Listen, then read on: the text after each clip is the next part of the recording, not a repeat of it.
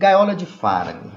A gaiola de Faraday, o método de gaiola de Faraday, consiste em envolver a parte superior da construção com uma malha captora de condutores elétricos nus, cuja distância entre eles é em função do nível de proteção desejado e é dado pela NBR 5419, a parte 3, que estabelece a largura do módulo da malha de proteção. O comprimento do módulo não deve ser superior ao dobro de sua largura. Então, eu tenho a tabela que apresenta o afastamento máximo desses condutores, né? A largura da malha, classe 1, classe 2, classe 3, classe 4. Classe 1, a malha 5 por 5, classe 2, 10 por 10, classe 3, 15 por 15. Nós vamos fazer o nosso projeto com classe 15 por 15, classe 4, 20 por 20. Tá? Então, através dessa tabela, a gente especifica qual é a largura da minha malha, né? O método de Franklin, o método de Faraday, né? Desculpa, o método de Faraday, ao contrário do método de Franklin, ele é indicado na prática, gente, para edificações com uma grande área horizontal, nas quais seria necessária uma grande quantidade de captores do tipo Franklin, tornando o projeto muito oneroso. Então, você tem uma edificação muito extensa, né, na horizontal, seria necessário, se a gente usasse o método de Franklin, como eu mostrei na aula 1, vários captores. Isso tornaria o projeto oneroso, né? Então, o que a gente faz no caso dessas edificações? A gente adota o método da gaiola de Faraday. O método da gaiola de Faraday, ele é fundamentado na teoria pela qual o campo eletromagnético ele é nulo no interior de uma estrutura metálica ou envolvida por uma superfície metálica ou por uma malha metálica quando são percorridas por uma corrente elétrica de qualquer intensidade. Essa corrente que seria a corrente de descarga atmosférica.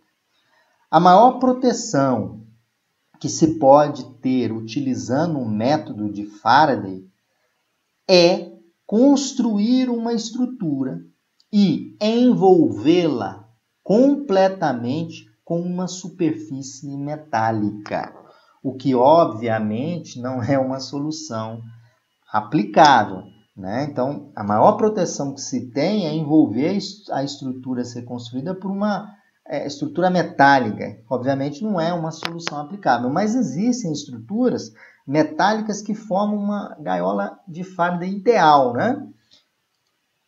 Bom, há algumas informações. Recomenda-se a instalação de captores auxiliares verticais, são os mini captores ao longo dos condutores. Aqui eu estou dizendo que recomenda, a norma não exige, mas essa recomendação evita centelhamento devido ao impacto da descarga atmosférica, danifique o material da cobertura. A norma não exige a instalação de mini captores, terminais aéreos, uma vez que a eficiência da gaiola, pessoal, não depende deles. No entanto, a sua instalação é recomendada para prever os cabos de danos térmicos também e centelhamento, no caso de descargas diretas sobre eles. Fica a critério do projetista o uso. Nós vamos no nosso projetinho colocar os mini captores. Caso eles sejam instalados, a recomendação é usar os mini captores nas quinas, cruzamentos de cabos e a cada 5 metros de perímetro, né, de perímetro. Quando existir, no método de Faraday, qualquer estrutura na cobertura que se projete a mais de 30 centímetros do plano da malha captora e constituída de materiais não condutores, tais como chaminés, sistema de exaustão, diária, etc., ela deve ser protegida por um dispositivo de captação conectado à malha captora. Ou seja, coloca um mastro de Franklin Por exemplo, tem aquele elevado onde está as antenas, coloco o maço de Franklin e ligo esse maço de Franklin na minha malha captora. Quantidade de descidas é o mesmo cálculo, né, que é qualquer tipo de para-raio. Então, ele é o perímetro dividido pelo espaçamento das descidas. Então, vamos ao nosso projeto. Um prédio residencial de 4 andares, mas o térreo possui os 15 metros de altura, porém eu terei as dimensões do exemplo anterior, da aula 1, que era 20 por 20, aqui é 40 por 75. Então, a figura abaixo ilustra essas dimensões da cobertura. Então, 40 metros de largura por 75 metros de comprimento. Aqui é interessante aplicar a gaiola de Faraday. Bom, a tabela 2 apresenta os valores máximos, né, do tamanho da malha, do ângulo de proteção, que não é o nosso caso, mas sim que nos interessa o tamanho da malha. Nós vamos fazer o projeto classe 3, tá? Eu fui lá, escolhi o projeto classe 3, calculei o risco e atendeu o classe 3, por exemplo. Qual é a malha do classe 3? A malha é 15 por 15. A área construída é 40 vezes 75, me dá 3.000 metros quadrados. Então, vou definir como projetista classe 3, aí o classe 3, conforme o gerenciamento de risco, atendeu, tá? E aí, a malha é 15 por 15.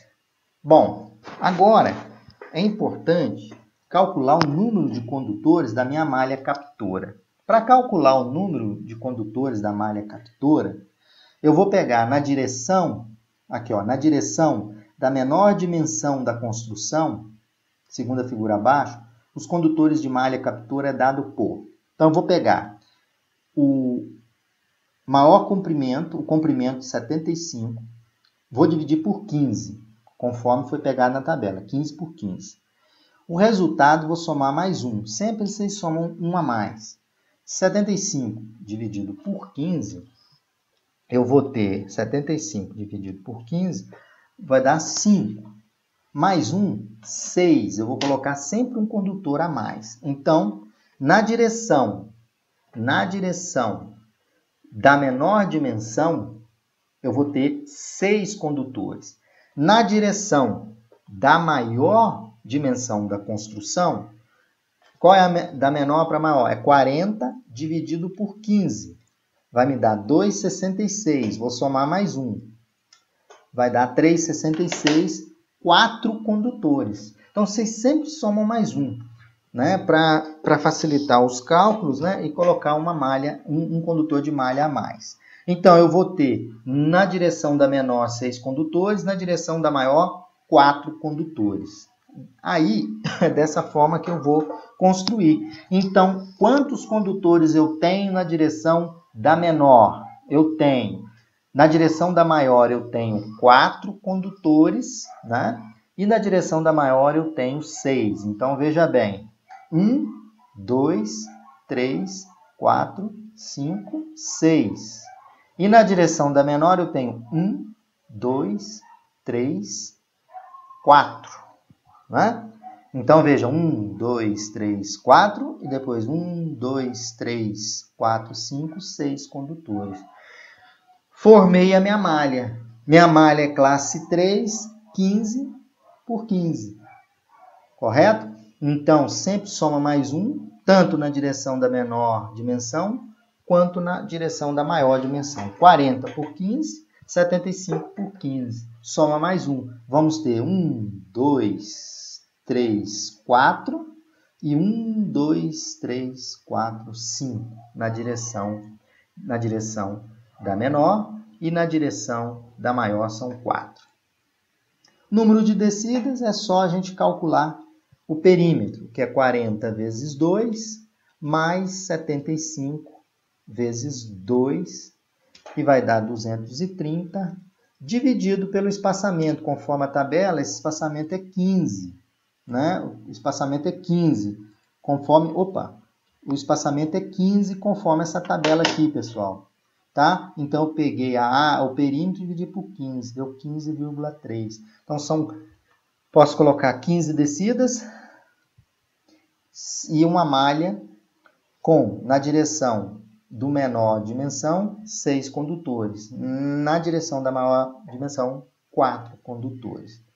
E agora eu vou distribuir ao longo dessa malha os mini captores que eu coloquei essas bolinhas aí. Né? Recomenda 5 metros do perímetro, então eu peguei aí em média o perímetro 230, eu dividi por 5, deu em média 46 terminais captores, mini captores ao longo da minha estrutura. Isso aqui vai evitar centelhamento e o desgaste térmico do cabo. E assim a gente encerra essa aula utilizando a NBR 5419 da parte 3 e o livro de instalações elétricas industriais do MAMED, 8ª edição. Um abraço a todos e vamos para a terceira aula.